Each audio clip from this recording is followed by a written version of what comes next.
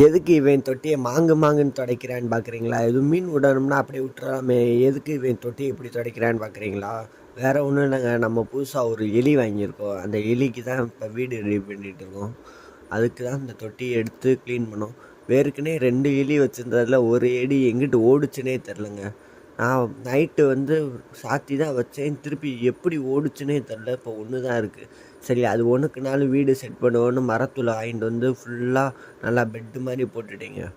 போட்டுட்டு அதுக்கு வந்து ஒரு குச்சி மாதிரி வச்சு விளாட்றதுக்கு, இன்னும் விளாட்றதுக்கு நிறையா ஜாமான் வாங்கணும். இதுதான் நம்ம தலைவன். தலைவன் எப்படி இருக்கான்னு மட்டும் பார்த்து சொல்லுங்கள். இவனுக்கு ஒரு பேர் வைக்கணும். நல்ல பேராக கீழே கமெண்ட் போட்டுருங்க. இப்போ அவர் வீட்டுக்குள்ளே போனோடனே என்ன இதுன்னு ஆராய்ச்சி பண்ணிகிட்டு இருந்தாப்புல. சாப்பிட்றதுக்கு எதுவும் போட்டிருக்காங்களான்னு அதை மரத்தூள் எடுத்து தின்னுட்டு இருந்தாப்புல. இப்போ எப்படி மேலேருந்து வியூ எப்படி இருக்குன்னு பார்த்து சொல்லுங்கள். இதுக்கு பேர் என்ன பேர் வைக்கலான்னு கீழே கமெண்ட் பண்ணுங்கள்.